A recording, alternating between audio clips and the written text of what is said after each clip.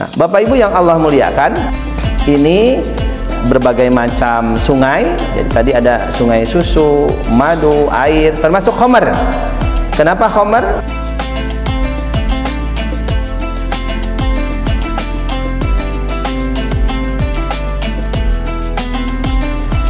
Assalamualaikum warahmatullahi wabarakatuh. Bismillahirrahmanirrahim.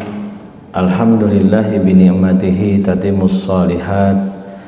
Wassalatu wassalamu ala fakhril kainat sayyidi sadat Muhammad ibn Abdillahi Rasulillahi sallallahu alaihi wasallam. Asyhadu an la ilaha illallah wa asyhadu anna Muhammadan abduhu wa rasuluhu, amma ba'd.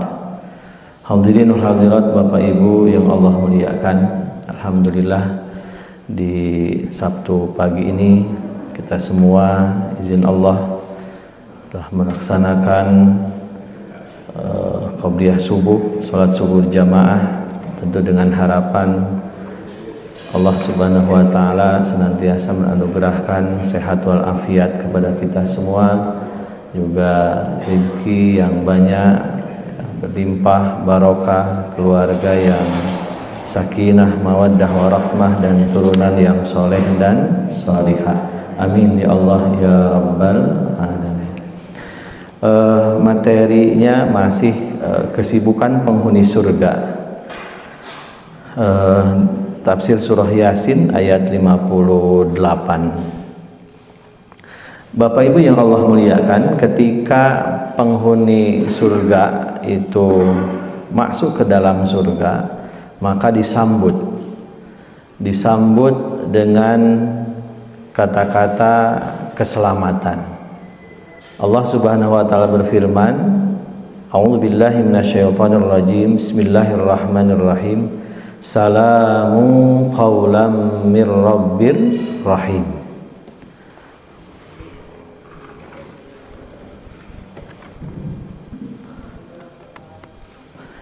Salamun artinya adalah salam sejahtera atau keselamatan. Qaulan sebagai ucapan, mir rabbir rahim, dari Allah yang maha penyayang. Artinya bahwa pertama Allah sendiri yang langsung mengucapkan selamat. Kemudian yang kedua, di dalam ayat yang lain para malaikat juga mengucapkan salam sebagai titipan dari Allah Subhanahu wa taala. Ketika kita memperoleh ucapan salam, ya memang kalau bahasa kita itu selamat sebetulnya agak berbeda gitu ya. Salam itu kalau secara harfiah maknanya sangat banyak.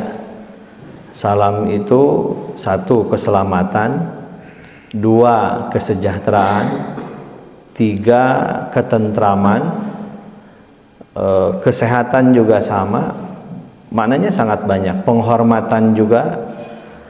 Nah ini disambut, diucapkan langsung oleh Allah Subhanahu wa taala kepada penghuni surga. Ini yang dinanti-nantikan oleh ashabul jannah. Nah oleh karena itu di dalam surah Ar-Ra'd ditambahkan wal malaikatu yadkhuluna alaihim min kulli bab. Para malaikat itu akan memasuki tempat-tempat atau kamar-kamar, ya gurufah ya, di surga. Setiap pintu kemudian para malaikat juga akan mengucapkan salamun alaikum, keselamatan atasmu, bima sabartum, dengan sebab kesabaranmu ketika di dunia. Fani'ma uqbadar, maka surga ini, tempat yang sedang kalian tinggali ini adalah sebaik-baik kesudahan atau akibat. Nah, kalau kita lihat di sini ada bima sabartum. keselamatan atas kalian, kesejahteraan atas kalian, ketentraman atas kalian, karena kalian sudah memperoleh pahala dari Allah, sebaik-baik pahala, yaitu al-jannah. Nah, Bapak Ibu, seringkali di dalam beberapa hadis sebutkan ya, misalnya al-hajjul mabruru laisa lahu jazaohu illal jannah. Haji yang mabrur tidak ada balasan yang pantas kecuali surga. Seorang perempuan, di dalam hadis disebutkan perempuan yang menjaga sholat 5 waktu, menjaga kehormatan suaminya, wasomat syahroha, dia berpuasa di bulan suci Ramadan, menjaga harta benda suaminya dan sebagainya, fadkhulil jannata, silahkan masuk ke surga, min ay abwabin ma syi'ti, dari pintu mana saja. Itu salah satunya. Tetapi di sini disebutkan bima sobartum, kalian memperoleh surga itu dengan sebab kesabaran kalian. Ini kata kunci ya, sabar. Berarti memang di dunia ini kita harus senantiasa sabar. Al-Baqarah 45 memberikan rumusan kepada kita, wasta'inu bis sabri was shalah. Memohon pertolonganlah kepada Allah dengan 2 hal, sabar dan salat. Lalu diulang di juz 2. Ya ayyuhalladzina amanu sta'inu bis sabri was shalah. 2 kali pengulangan dalam surah yang sama. Wahai orang-orang yang beriman, mohonlah kalian pertolongan kepada Allah dengan sabar dan salat. Di dalam hadis dikuatkan lagi, kata Nabi, ajibtu bi amril muslimin, aku begitu kagum dengan urusan umat Islam. Idza un'ima syakara, jika diberikan nikmat senantiasa bersyukur. Wa idza usiba, dan jika diberikan musibah, sabara, ia senantiasa bersabar. Artinya sabar sama syukur itu seperti mata uang. Apa bolak-balik Pak ya? Kalau nggak sabar ya syukur, kalau nggak syukur ya sabar. Selalu begitu. Ini apa ya disebutnya itu obat. Ini adalah prinsip yang paling utama supaya kita memperoleh kebahagiaan. Makanya ada filosof yang mengatakan, jangan ajarkan anakmu kekayaan, tapi ajarkanlah kebahagiaan. Nah, entah di balik hikmah itu pasti ada sesuatu. Kalau ayah saya memberikan pesan, katanya, bercita-citalah supaya ingin selalu memberi dan berbagi, jangan bercita-cita ingin kaya, karena tidak semua orang yang kaya mampu memberi, tapi pastilah orang yang memberi dan berbagi itu kaya hatinya. Kata Nabi, laisal gina an kasratil arad walakinnal gina ghaniyul qalbi. Bukanlah orang yang kaya itu kaya materi, tapi yang kaya itu adalah kaya hatinya. Artinya hatinya luas. Bapak Ibu yang Allah muliakan, kemarin saya menjenguk paman saya, sakitnya mungkin karena, padahal mohon maaf secara syariat ya, makan teratur, minum teratur, olahraga iya, kemudian awalnya mohon maaf dari jantung mau dipasang ring, nah, ternyata harus cuci darah, akhirnya dokter nggak mau. Apa yang saya dengar dari paman saya, aduh saya nah emang teh bet kieu penyakit naon, ada kaget ya, kaget, kemudian takut iya dan sebagainya. Lalu saya bilang, ya Mang, pertama memang harus sabar dan itu tidak mudah.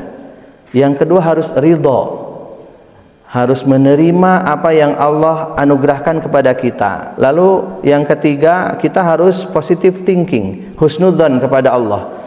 Mungkin emang itu dari dulu capek karena bawa mobil, kerja dan sebagainya, sekarang disuruh istirahat. Wajar sudah 70 tahun, Apalagi zaman sekarang kadang-kadang umur 20 tahun bahkan yang SD aja udah ada yang cuci darah kan ya, ada itu. Emang 70 tahun diberikan kenikmatan ya alhamdulillah, sekarang suruh istirahat, mungkin harus banyak berzikir. Iya Sep, tapi nggak bisa berjamaah, nggak bisa ke masjid. Itu ada ya penyesalan ya, tapi kan bukan keinginan kita ya kan. Jadi sekarang itu tidak ada jalan lain kecuali ya bersabar sambil ikhtiar dan selalu berbaik sangka kepada Allah Subhanahu wa taala.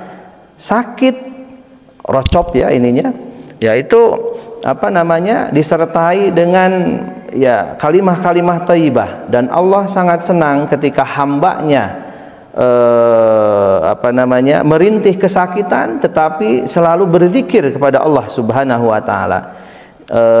Rasa sakit itu kalau kemudian kita dijawab dengan rintihan kalimah-kalimah thayyibah subhanallah atau astagfirullah dan sebagainya, maka Allah itu sangat menyenangi sebetulnya. Bapak Ibu yang Allah muliakan, nah ini kata kunci kesabaran. Sabar dalam taat, sabar dalam menjauhi maksiat. Kata Syekh Abdul Qadir Al-Jailani, takwa itu tidak hanya itu, tidak hanya dua perkara, tapi harus ditambah yang ketiga. Dan ini yang paling sulit apa? Warridho biqadaillahi ta'ala syarran au khairan. Dia harus ridho dengan ketentuan Allah yang baik maupun yang buruk. Kan sementara ini kan kebanyakan definisi takwa itu hanya imtitsalu awamirillah wajtinabun nawahihi, melaksanakan apa saja yang Allah perintahkan dan menjauhi apa yang Allah larang. Tetapi ternyata yang ketiga, dan ketiga itulah yang tentu tidak mudah, yaitu ridho. Nah ridhonya itu Bapak Ibu yang kadang-kadang sulit, kita tidak bisa menerima. Ya Allah, kenapa tahajud tiap malam, duha tiap pagi, baca Al-Quran iya, kok dagang saya sepi terus? Ya Allah, kenapa padahal saya sering berbagi dan sebagainya, tapi ada saja orang yang memfitnah saya misalnya, menipu saya dan sebagainya. Ya itulah hidup, itulah ujian. Dan itulah di dunia. Tidak ada seorang pun yang kemudian bebas dari godaan, tidak ada. Tukang kompor digoda, profesor juga ya digoda, tukang ngarendos digoda, dokter Anes walaupun sekarang sudah tidak ada dokter Anes ya, digoda, tukang sayur digoda, insinyur digoda, ajengan digoda, ajlengan sami, ulama digoda, ulamna juga digoda, semuanya digoda Bapak Ibu, tidak ada yang tidak digoda. Semakin tinggi pengetahuan kita, semakin tinggi amal kita, semakin banyak harta kita, kedudukan kita, maka godaannya juga semakin tinggi. Bapak Ibu punya bintang satu lah, kira-kira setannya juga berbintang. Bapak Ibu bintangnya 4, setannya juga bintangnya 4 lah, kira-kira begitu. Oleh karena itu maka kita harus senantiasa waspada. Maka Bapak Ibu, kita harus sering memohon kepada Allah supaya hati kita ini ada imunitas keimanan. Jadi kalau dalam kesehatan ada imunitas sehat, saya kaget Bapak Ibu ya, kemarin di awal September itu santri 16 apa 17 santri perempuan sakit semua dalam 5 hari Pak. Ini kan angkatan kelima ya, baru 5 tahun ini, baru kemarin saya agak kaget kok sakit bisa langsung banyak gitu. Laki-laki ada 4 atau 5. Ternyata saya tanya ke yang lain sama, apa itu virus atau apa? Ternyata ya itulah mungkin ya, karena kita tidak tahu, harus pakai masker, kemudian dipisah dan sebagainya. Kita coba dengan apa namanya makanan yang bagus juga apa namanya tetap saja kena gitu. Nah, Bapak Ibu yang Allah muliakan, sekali lagi ucapan selamat yang disampaikan oleh para malaikat bahkan oleh Allah Subhanahu wa taala ini ternyata kata kuncinya adalah bima sabaratum. Sabar. Sabar ketika kita menjalankan taat, bangun di keheningan malam itu tidak mudah, terutama yang belum biasa, berat sekali. Kenapa? Enaknya tidur, apalagi hujan besar, dingin, lampu mati gitu ya, ya kan, airnya di luar, enaknya tidur Pak, selimut itu seolah-olah melambai-lambai kan, enakan tidur. Tapi kan kita ini sedang di dunia, sedang akan memperbanyak bekal kita untuk akhirat. Maka di dalam hati kita harus ada harus ada power, bangun, kira-kira gitu ya, afirmasi, bangun. Kamu kan sudah tidur dari jam 9 malam, rasanya cukup kalau bangun jam 3, 6 jam misalnya, masa 6 jam tidak tewareg sarena gitu kan. Ayo bangun, rekes, sholat malam, jadikan rumahmu sebagai tempat untuk bersujud dan sebagainya. Bapak Ibu yang Allah muliakan, itu penting bagi kita ya, menasehati diri kita oleh hati kita sendiri itu lebih baik. Kadang-kadang kalau dinasehati orang, kadang-kadang kita juga kurang gitu ya, walaupun itu juga harusnya kita mampu atau menerima nasihat dari orang, karena salah satu hati kita keras ini karena tidak mau menerima nasihat. Kita lanjut lagi. Kepada ahlul jannah dikatakan salam sebagai ucapan selamat dari Allah yang Maha Penyayang. Diriwayatkan dari Jabir, sesungguhnya Nabi Muhammad SAW bersabda, tatkala penduduk surga berada dalam kenikmatan, terpancarlah satu cahaya kepada mereka, lalu mereka mengangkat kepalanya, maka seketika itu Allah menampakkan diri di atas mereka. Nanti ini diulang lagi. Kemudian Allah berfirman, Assalamualaikum ya ahlal jannah. Makna itu adalah arti perkataan salamun qaulan mir rabbir rahim, atau ini tafsirnya. Lalu Allah memandang mereka dan mereka memandangnya. Ini di dalam surah Al-Qiyamah. Wujuhu yauma idzin nadhirah ila rabbiha nadhirah. Yang ini menurut Mu'tazilah ini nggak kena gitu ya. Kalau Mu'tazilah itu aliran Mbak, aliran kalam di dalam madhab Islam yang lebih menggunakan akal ya, akalnya itu lebih dominan lah, kira-kira begitu. Jadi kata mereka nggak mungkin Allah itu bisa dilihat gitu ya, baik di dunia maupun di akhirat. Kalau ahlu sunnah wal jamaah itu Allah tidak bisa dilihat di dunia, tapi kalau di akhirat Allah bisa, karena Allah sendirilah yang menampakkan wujudnya. Wallahu a'lam. Mereka penduduk surga itu tidak menoleh kemanapun, tetap saja memandang ya cahaya tersebut saking nikmatnya. Lalu mereka lupa akan seluruh kenikmatan, sebab nikmatnya memandang kesempurnaan cahaya Allah Ta'ala yang memiliki keagungan. Sehingga kemudian Allah menyembunyikan dirinya dari mereka, namun tetaplah cahaya dan keberkahannya di dalam tempat mereka, sehingga mereka melihatnya lagi yang kedua kali. Dan dikatakan malaikat menyampaikan salam kepada mereka dari Allah Subhanahu wa Ta'ala. Muqatil berkata, malaikat masuk kepada penduduk surga dari setiap pintu dan berkata, keselamatan atas kalian hai penduduk surga dari Allah yang Maha Penyayang. Bapak Ibu ingat kisah ketika Nabi Yusuf melewati ibu-ibu PKK lah, taruhlah gitu ya, karena ya kan sebelumnya menjadi viral, menjadi omongan, Zulaikha itu taruhlah kalau sekarang itu dibully gitu ya, kok maunya menggoda anak angkat, kira-kira gitu ya, rame lah gitu. Akhirnya Zulaikha merasa nggak enak, mungkin perasaan Zulaikha, wah kamu tidak tahu gitu kan, aku ini setiap hari melihat Yusuf, ya membesarkan Yusuf dari sejak kecil, ya mengetahui lah. Akhirnya diundanglah, dan ini diabadikan dalam surah Yusuf kan, diundanglah ibu-ibu pejabat itu, ibu-ibu PKK itu. Nah, setelah diundang kumpul semua, dikasihlah buah-buahan ya, udah buah-buahan, dikasih juga pisau.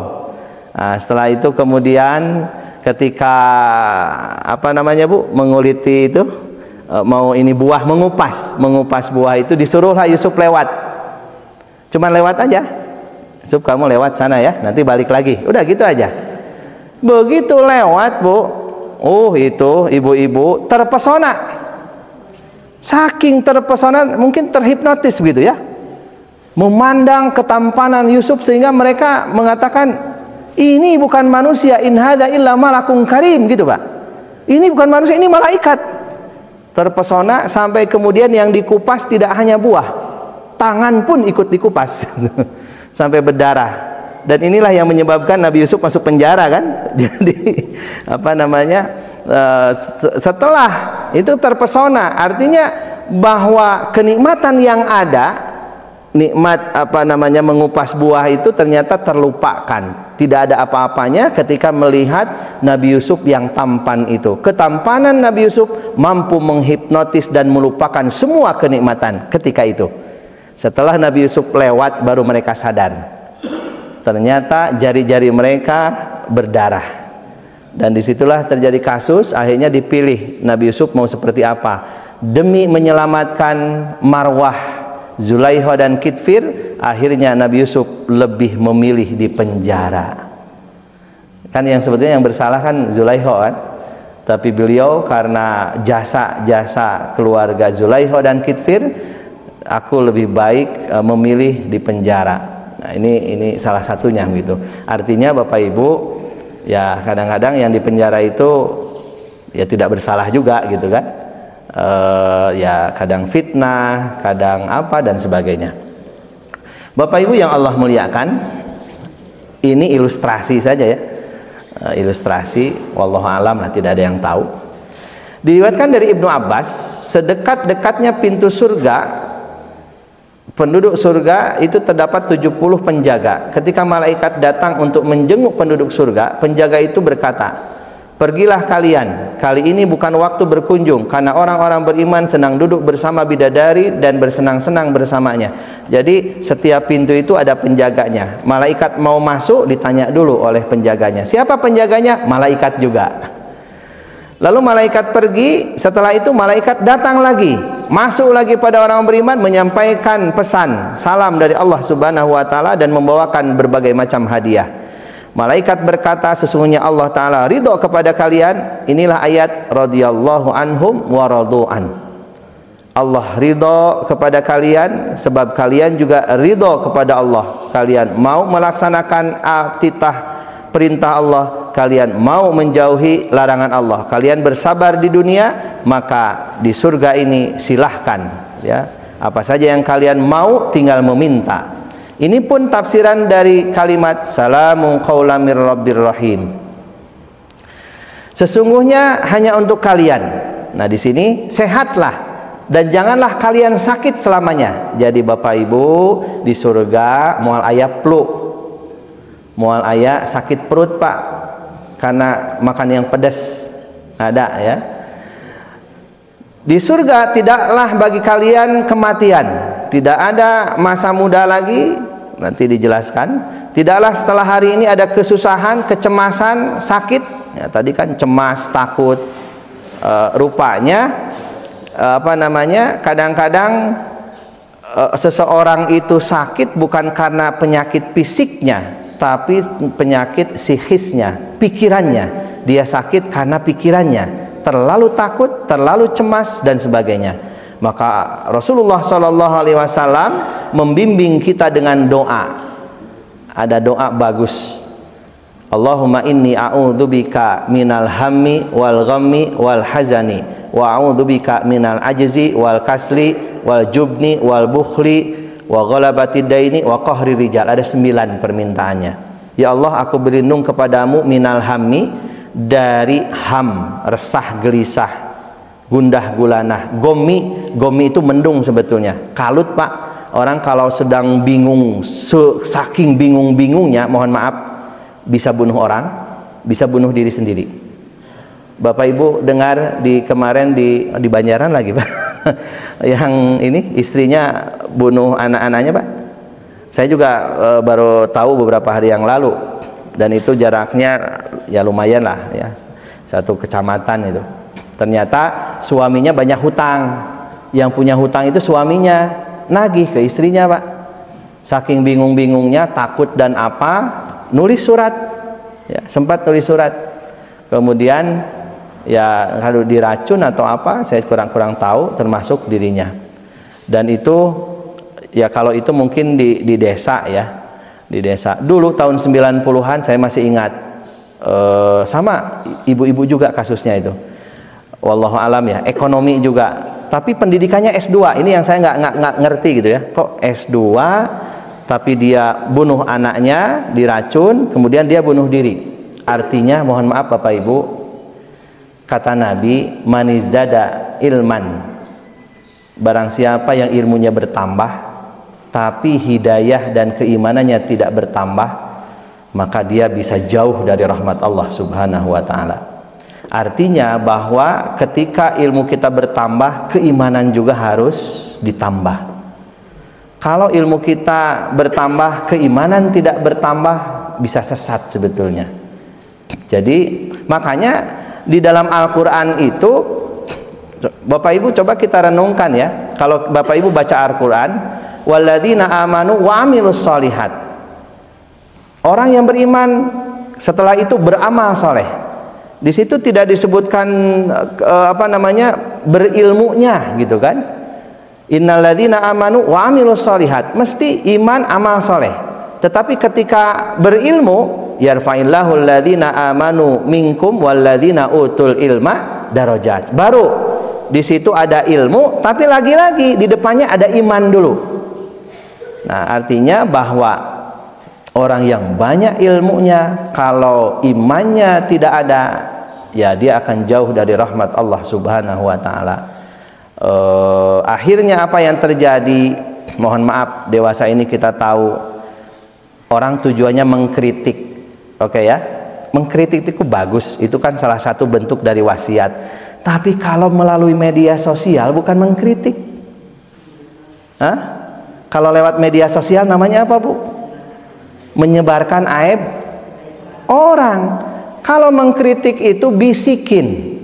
Misalnya mohon maaf ya, Bapak Ibu, ketika Jumat misalnya ada yang pakai sarung bolong, Pak. Nah, kita bisikin, mohon maaf Pak, itu sarungnya bolong, ke telinganya.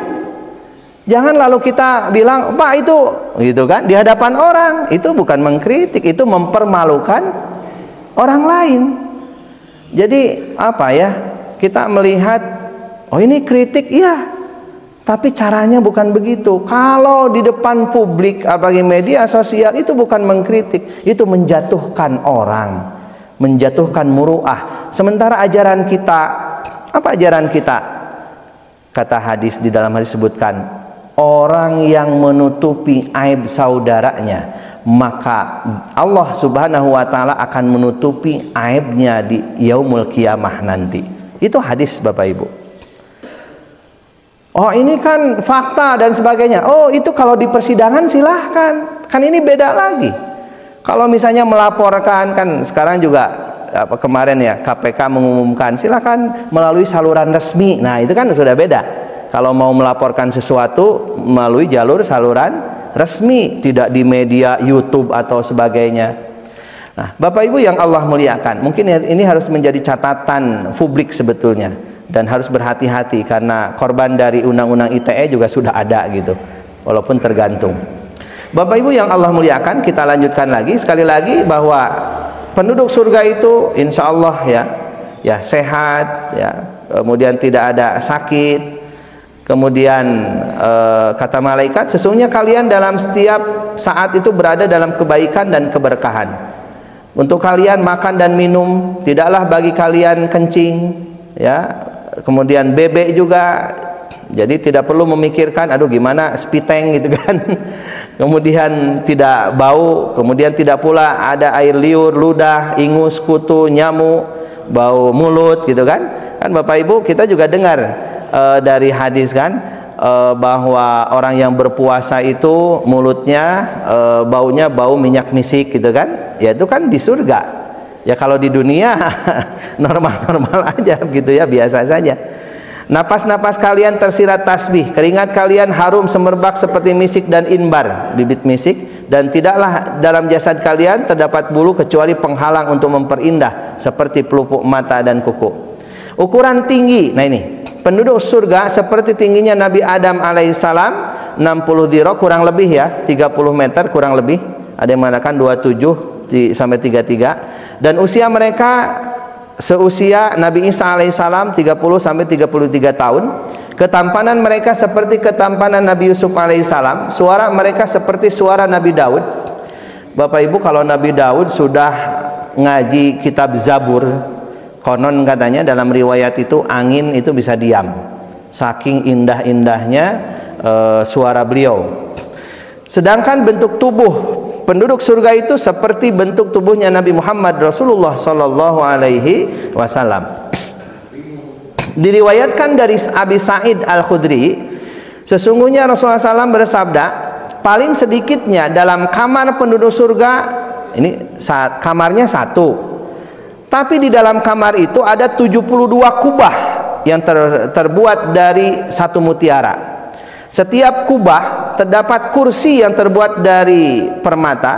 Setiap kursi terdapat 70 alas yang terbuat dari sutra tipis, sutra emas, dan sutra halus. Dan di samping alas itu terdapat bantal terbuat dari tekstil berbahan lunak halus dari permata asli. Jangan dibayangkan seperti di dunia ya, ini berbeda. Ini hanya ilustrasi saja Bapak Ibu. Di atas alas itu terdapat bidadari. Nah, bapak-bapak tersenyum pasti ini ya. Di atas bidadari itu ada 70 pakaian hias. Jadi ilustrasinya, seandainya bidadari itu mengenakan 70 lapis pakaian, maka masih terlihat ya, masih terlihat ngalangkang kira-kira gitu, saking cantiknya. Sedangkan tulang sumsum bidadari itu terlihat dalam rongga, tulangnya transparan. Seandainya satu dari bidadari itu melihat ke dunia, maka reduplah sinar matahari dan bulan. Kenapa? Karena terhalang oleh sinar kecantikannya. Dan seandainya air dari mulutnya atau ludahnya menetes ke bumi, niscaya air laut menjadi manis. Ini pun analogi ya, sebab manis airnya mulut bidadari itu. Dalam riwayat yang lain disebutkan setiap orang mukmin memiliki tenda atau gazebo yang terbuat dari satu mutiara, sedangkan luasnya 70 km. Di sampingnya terdapat 4 kursi, di atas setiap kursi itu terdapat bidadari, dan setiap bidadari itu memandang pemiliknya. Wallahu alam. Ini dari tafsir surah Yasin yang disusun oleh Syekh Hamamizadah.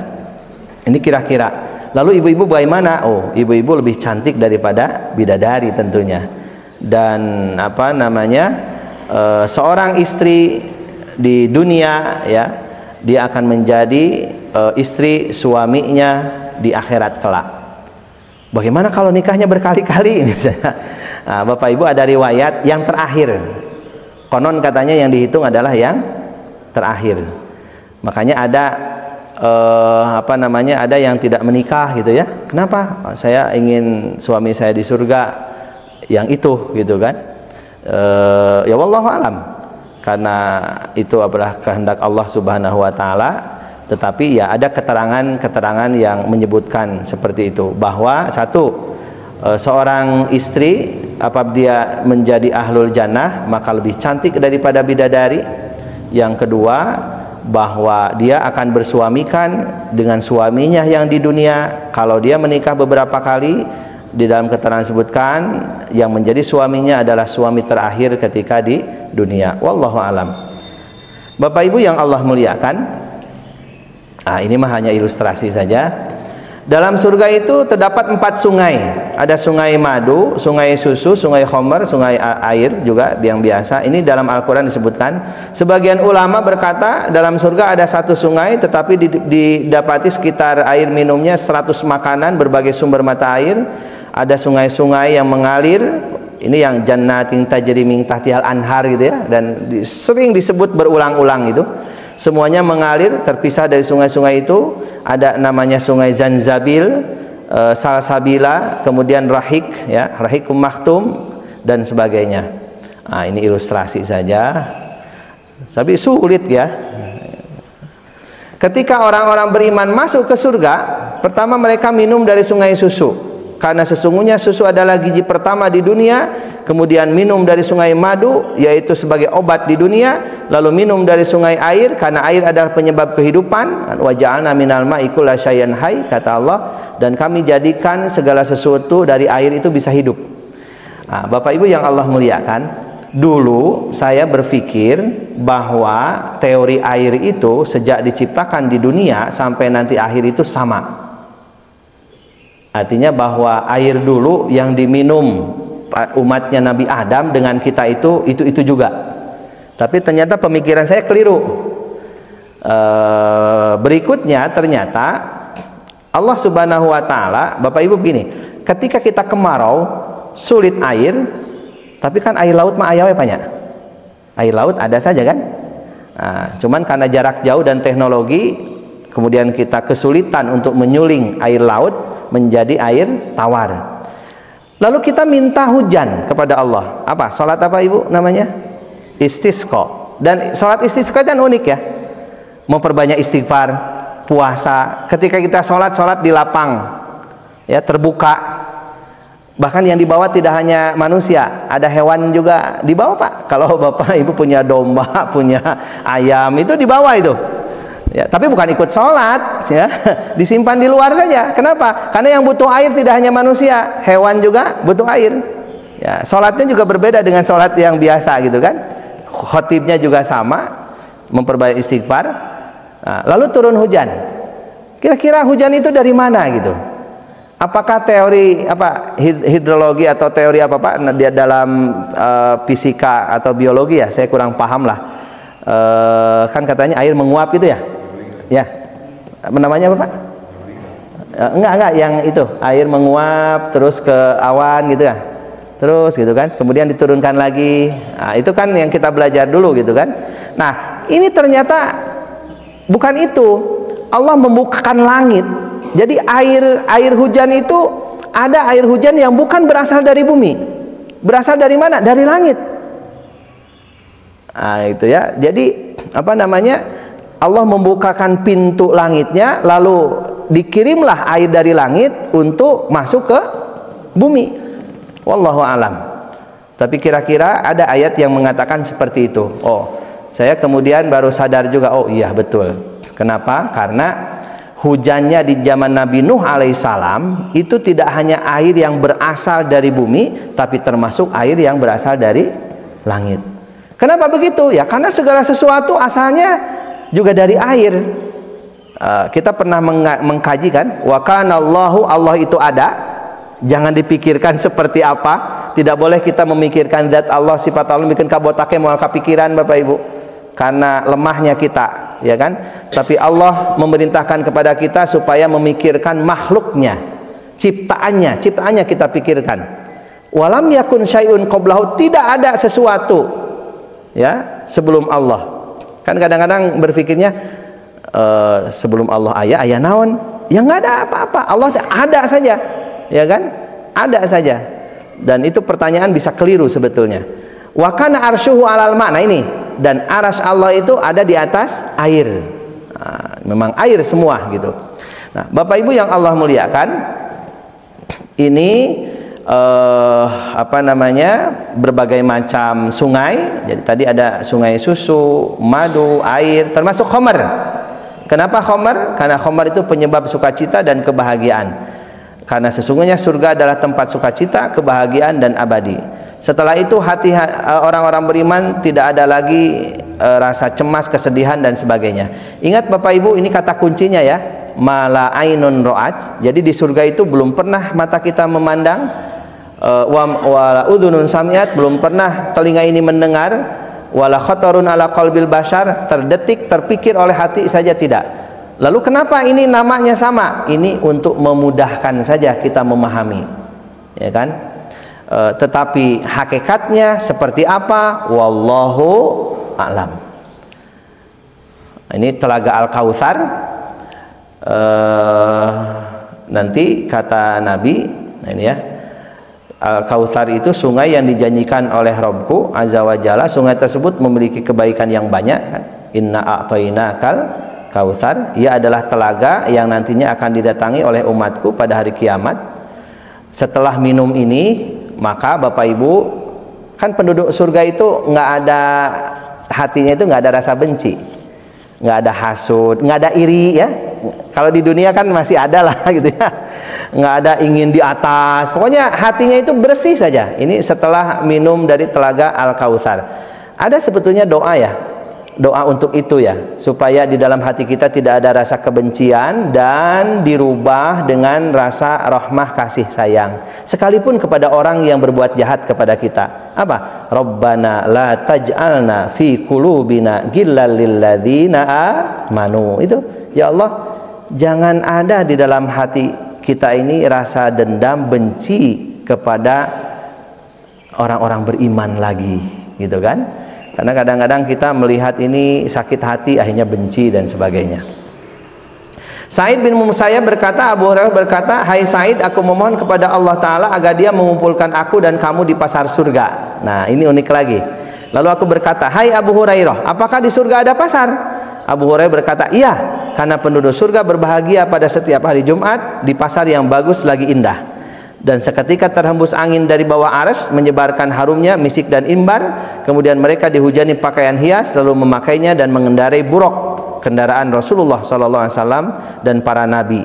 Kemudian mereka kembali dari pasar ke rumah masing-masing dan istri mereka berkata, ketampananmu semakin hari semakin bertambah baik. Lalu suaminya berkata pula, demi Allah kecantikanmu juga semakin hari semakin baik." Jadi Bapak Ibu, loh, kalau di surga ada pasar, lalu apakah memasak dan sebagainya? Wallahu alam. Yang jelas tadi Bapak Ibu, bagaimanapun kita makan yang banyak mual ayah bebe, bagaimanapun kita minum yang banyak mual kencing, kan gitu. Bapak Ibu kalau naik pesawat, apalagi pemula, itu pasti nahan-nahan itu, nggak mau makan, nggak mau minum, Mbak. Takut itu takut ke toilet, karena menggunakan toiletnya nggak tahu ya, apalagi yang sepuh. Kadang-kadang berdiri saja nggak mau, Pak. 9,5 jam di pesawat nggak mau berdiri, nggak mau jalan-jalan, akhirnya sakit, tegang, stres kan. Nah, salah satunya itu karena takut ke toilet. Padahal kalau tahu ya diajarkan biasa-biasa saja gitu kan, karena ada fasilitasnya. Nah, di surga itu ya nggak ada hal-hal yang seperti itu. Tadi sudah dijelaskan bahwa kotoran, semua kotoran itu dikeluarkan melalui keringat, dan keringatnya itu harum, tidak bau dan sebagainya. Lalu ini ada pasar dan sebagainya. Wallahu alam, itu kan kesenangan-kesenangan saja. Sebagaimana halnya di dunia orang-orang senang apa ya. Nah, kalau bapak-bapak kan ada pameran elektronik, datang gitu ya, hanya lihat-lihat saja. Ibu-ibu ada toko baju, lihat, padahal mau lima hente gitu kan. Cuman lihat saja sudah jadi obat itu ya. Ya, nggak usah bawa uang ya. Cuman lihat-lihat saja dan sebagainya. Artinya ya kesenangan. Intinya di surga itu kesenangan, tidak ada kesedihan dan sebagainya. Nah, Bapak Ibu yang Allah muliakan, sedikit lagi. Dalam riwayat yang lain, ketika hari Jumat malaikat datang kepada penduduk surga dengan buruk yang bersayap. Ketika mukmin naik di atasnya lalu terbang, dalam perjalanannya mereka menjumpai gunung. Jadi ada gunung dari gula ya, dan dari gunung itu mengalir sungai-sungai dan sumber mata air. Lalu tumbuhlah pepohonan yang bermacam-macam dan berwarna-warni. Pada rantingnya bermacam-macam burung yang berkicau dengan bahasanya sendiri. Lalu mereka turun dari buruk, singgah di tempat itu dan minum dari sumber mata air tersebut. Tak disangka burung-burung datang mengantarkan, ini ada sate gitu ya, di hadapan penduduk surga dengan seizin Allah Ta'ala. Lalu mereka memakannya. Ya wallahu alam lah, ini kan hanya sebagai ilustrasi ya. Mereka menaiki buruk, pindah dari satu tempat ke tempat yang lain. Lalu mereka juga melihat ada gunung yang terbuat dari misik, ada sungai anggur, sungai jahe mengalir di bawah gunung itu, Zanzabil ya. Lalu mereka melihat istana, kubah dan kursi di tempat itu yang terbuat dari permata merah, yakut. Di atasnya ada para nabi syuhada sedang duduk bercakap-cakap. Setelah para nabi dan syuhada melihat orang-orang beriman, mereka menjunjung makanan dan minuman dan menyegarkan mereka dengan gelas dari permata. Setelah itu berhembuslah angin dari bawah gunung kepada orang-orang beriman, nampak cahaya saling berganti ya. Kemudian dalam lubang sungai itu dapat gelas yang dipenuhi dengan minuman suci, syaraban tahura, tetapi tak diketahui siapa yang memberikan gelas ke tangan orang beriman. Kemudian tangan seruan, hai orang-orang yang bertakwa, di dunia kalian diharamkan mencicipi lezatnya kenikmatan benda itu, maka berbukalah sekarang dari minuman suci itu dan makanlah sekarang semua kelezatan dan kenikmatan surga. Lalu orang-orang beriman berkata, wahai Tuhan kami, Engkau pernah berjanji kepada kami di dunia untuk memandang wajah-Mu dan tidaklah Engkau ingkar dalam janji-Mu. Itu yang wujuhu yauma idzin nadhirah itu. Pada saat mereka mengatakan ini, tiba-tiba datanglah sesuatu serupa awan yang nampak dari lubangnya cahaya-cahaya, kemudian diangkatlah hijab sekat, lalu jelaslah kesempurnaan wujud Allah seperti bulan pada malam purnama. Setelah orang-orang beriman melihat wujud Allah Ta'ala, maka tiada cara dan jalan selain mereka merendahkan diri bersujud. Kemudian teriakan mereka, suara mereka sampai terdengar ke aras, lalu mereka bersedih, kemudian mereka meminum air suci, maka seketika itu kembalilah pikiran mereka kepada kepala mereka, mereka tenggelam dalam anugerah dan kenikmatan. Nah, ini Bapak Ibu yang wujuhu yaumaidin nadhirah, wajah-wajah penduduk surga pada hari itu berseri-seri gembira. Kenapa gembira? Ila rabbiha nadhirah, karena mereka melihat Allah Subhanahu wa taala. Surah Al-Qiyamah. Ahlus Sunnah wal Jamaah berpendapat ini adalah dalil bahwa kita diizinkan di surga nanti melihat Allah Subhanahu wa taala, karena Allah lah yang menampakkannya. Sementara di dunia lang taroni, tidak akan pernah bisa melihat. Nah, oleh karena itu Bapak Ibu, mari kita semuanya fastabiqul khairat, berlomba-lomba dalam kebaikan, memperbanyak bekal kita, dan sebaik-baik bekal adalah takwa kepada Allah Subhanahu wa taala, termasuk juga menjaga lisan kita. Salamatul insan fi hifdzil lisan, selamatnya manusia karena menjaga lidahnya. Kemudian kata Nabi, kafa bil mar'i itsman, cukuplah seseorang itu berdosa ayu haditsa bikulli ma sami'a, dia menceritakan apa saja yang ia dengar tanpa difilter. Kalau sekarang mungkin dia men-share apa saja tanpa memfilter, gitu kan. Hati-hati sharean kita jangan sampai menyakiti orang atau ada korban dan sebagainya. Itulah yang bisa saya sampaikan. Kalau ada yang mau bertanya silahkan Bapak, mangga. Namanya Pak?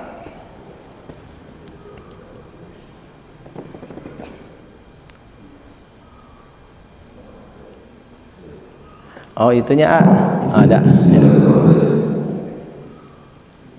Tadi disebutkan bahwa surga itu merupakan puncak dari kebahagiaan dan kenikmatan. Untuk mencapai itu, di hak Muslim, hadisnya Rasulullah bersabda bahwa iman itu terdiri dari sabar dan syukur. Itulah yang membawa kita ke kehidupan di surga nanti. Saya ingat orang tua dulu, sabar dan syukur serta ikhlas itu kudu aya tapakna. Lamun hirup sabar syukur aya tapakna, baru tercapai apa yang tadi kita tadi. Jadi kalau saya ilustrasikan,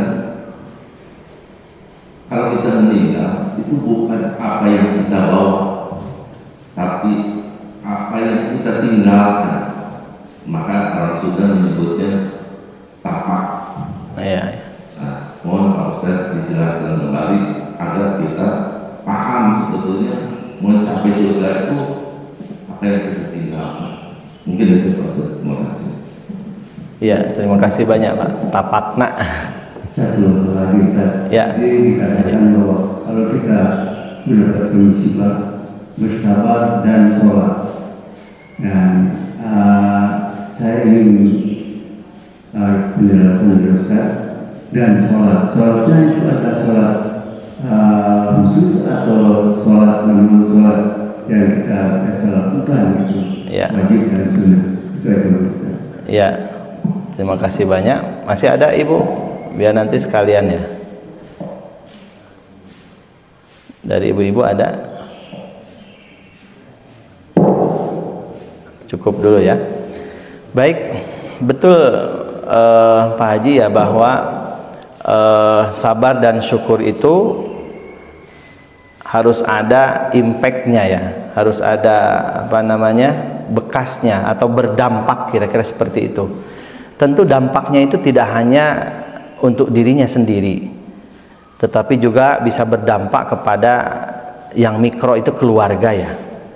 Dan itulah yang berdampak, itulah yang kemudian dia dalam bentuk kata-kata qaulan atau waqulu linnas husna, kata-kata yang baik, kata-kata yang bijak, kemudian juga nasihat dalam bentuk sikapnya begitu bijak dan sebagainya, yang kemudian kita sebut dengan akhlak mulia atau akhlakul karimah.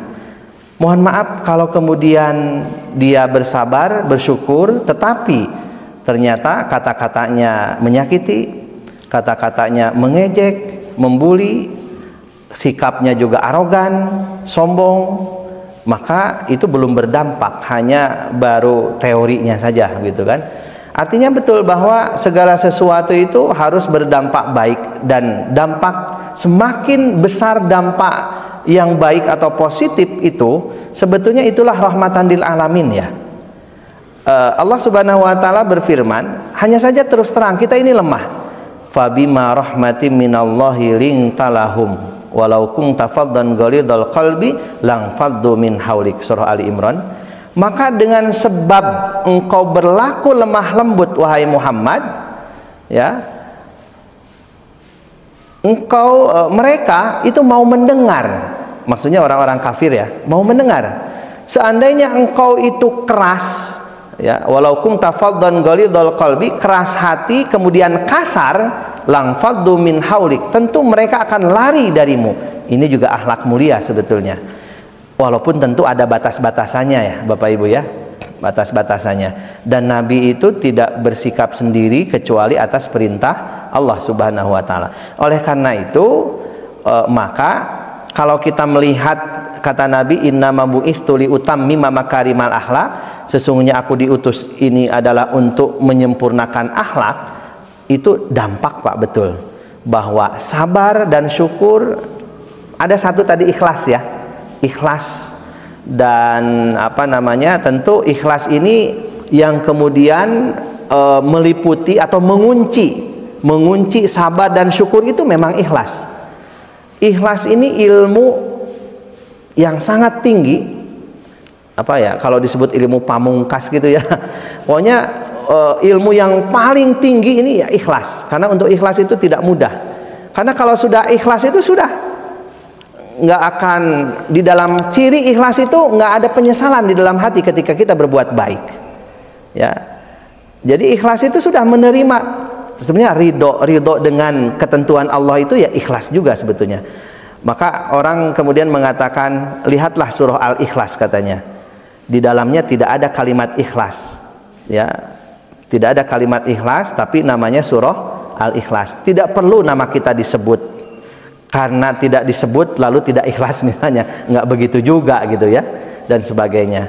Jadi kata para ulama, ketika kita berbuat baik tidak perlu diingat-ingat, tapi kalau kita punya dosa, ingat-ingatlah dosa kita, supaya kita terus memohon ampunan kepada Allah. Sehingga Bapak Ibu, hikmahnya mungkin mari kita jadikan sabar syukur ini berdampak terhadap diri kita dalam wujud akhlak mulia, tutur kata yang baik, menunaikan kewajiban kita di keluarga, ya intinya akhlak mulia. Karena inti dari berbagai apa namanya ajaran itu supaya akhlak kita baik gitu kan, kejujuran, nilai-nilai kejujuran dan sebagainya. Apa yang terjadi kemarin-kemarin ya, apa itu penamparan dan sebagainya lah kira-kira gitu ya. Nah itu kan sebagai bentuk dari akhlak yang tidak baik sebetulnya, apa arogansi dan sebagainya itu ya, tidak menerima dan sebagainya. Padahal kalau kemudian dilakukan dengan ikhlas, ketika kita sudah apa ya, menitipkan anak di sebuah lembaga pendidikan atau pesantren, ya sudah, sadaya-daya mangga ya, selama itu ada di jalur koridor pendidikan yang benar, kita menerima ya, kecuali hal-hal yang lain. Kemudian ini Pak Haji, saya tentang sabar dan sholat ya, ini Al-Baqarah ayat 45, termasuk juga ayat 153 ya. Salatnya salat apa? Di sini tidak disebutkan. Salatnya salat apa? Kalau ayat 45 ini memang berkaitan dengan kisah Bani Israel. Tetapi ayat 153 ini umum dan ini berkaitan dengan ayat, kalau kita melihat ayat sebelumnya ya, fadhkuruni adzkurkum. Kata Allah, wahai hambaku, ingatlah aku, sebutlah aku, maksudnya berzikir ya. Dengan bahasa kita, berzikirlah kalian kepadaku gitu. Niscaya aku akan ingat kepada kalian. Kalau kalian mengingatku, aku akan ingat kepada kalian. Kemudian washkuruli, bersyukurlah kalian kepadaku, wala takfurun, dan janganlah kalian kufur. Baru kemudian ya ayyuhalladzina amanu sta'inu bis-sabri was-shalah, wahai orang-orang yang beriman, mohonlah kalian pertolongan kepada Allah dengan sabar dan salat. Innallaha ma'as sabirin. Sesungguhnya Allah bersama orang-orang sabar. Pertanyaannya, salat apa? Itu Pak Haji ya. Tidak disebutkan di sini salatnya salat apa. Tetapi kalau kita kemudian melihat salat itu macam-macamnya, ada salat wajib yang 5 waktu, ada salat sunnah. Salat sunnah dibagi 2, ada yang muakkadah, ada yang ghair muakkadah. Ada salat rawatib. Salat rawatib itu yang mengiringi salat 5 waktu dibagi 2, ada qobliyah, ada ba'diyah. Yang qobliyah ba'diyah dibagi 2, ada yang muakkadah, ada yang ghair muakkadah. Ada yang sangat dianjurkan terutama qobliyah subuh. Karena langsung Nabi bersabda, raqatal fajri khairum minad dunya wa ma fiha. 2 rakaat salat fajar, maksudnya qobliyah subuh, itu lebih baik daripada dunia dan isinya. Lalu 2 rakaat sebelum zuhur, 2 rakaat setelah zuhur. Ada yang mengatakan 4 rakaat sebelum zuhur, 4 rakaat setelah zuhur. Ini riwayat ya, fikih. Kemudian ada yang mengatakan qobliyah asar 2 rakaat, bahkan ada yang 4 rakaat. Kemudian juga qobla maghrib, tapi itu ghair muakkadah. Ghair muakkadah itu kadang-kadang dilakukan, kadang-kadang enggak. Makanya kalau puasa kan udah ada langsung qomat gitu ya. Isya juga sama, qobliyah isya ghair muakkadah, kadang-kadang dilakukan, kadang-kadang tidak, ya nggak apa-apa. Tapi kalau ba'da maghrib sama ba'da isya itu termasuk yang muakkadah. Lalu ada sholat tahajud, yang ini maqamah mahmudah. Oh, ini sangat penting Bapak Ibu ya, tahajud ini. Maka kalau kita ingin maqamah mahmudah, kedudukan mulia di sisi Allah bukan manusia, bukan di sisi Allah. Tapi kalau di sisi Allah kita dimuliakan, kalau Allah mau, maka kita akan mulia juga di sisi manusia. Tapi yang dicari bukan manusia, tapi di sisi Allah Subhanahu wa taala. Kan tahajud itu orang lain nggak tahu gitu. Orang lain nggak tahu, kita sendirian. Tapi ya tidak perlu juga kemudian di update status sedang sujud, sedang tahajud gitu ya, janganlah ya. Kalau bangunin boleh gitu kan, tapi hal-hal yang kira-kira riya dan sebagainya jangan gitu ya. Kemudian ada sholat duha, ada sholat hajat. Sholat hajat ini bisa kapan saja Bapak Ibu. Bapak Ibu mau ujian kan gitu ya, ada kebutuhan sholat hajat. Mau bertamu karena mau ada kemauan proposal, atau anak ujian ya sholat hajat. Istri kita melahirkan sungsang sulit, sholat di situ ya, di kamar di situ, di tempat istri kita mau melahirkan, sholat hajat, memohon hajat itu kan butuh.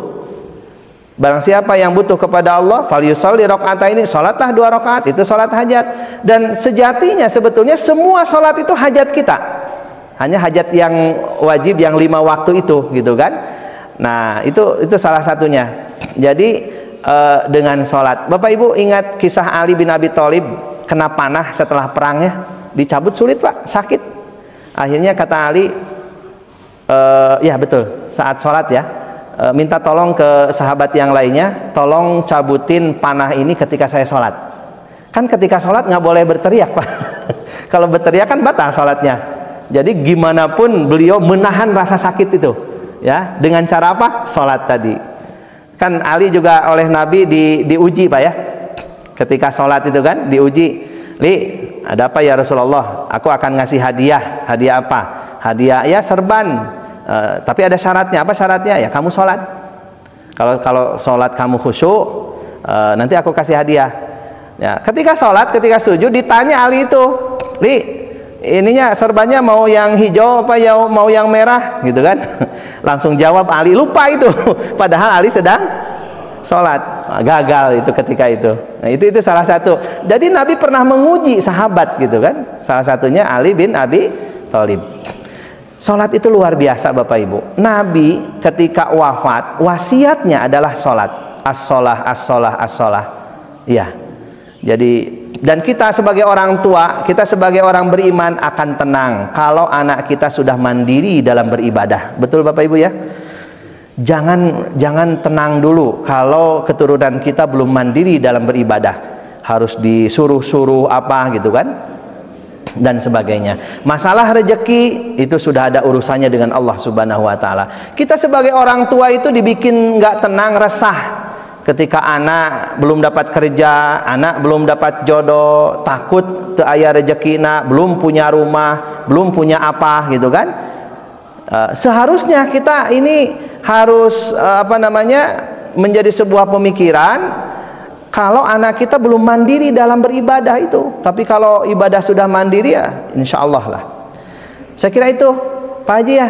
Jadi sholatnya nggak sholat khusus, tetapi kalau berkenaan dengan memohon pertolongan tadi secara umum adalah sholat hajat sebetulnya.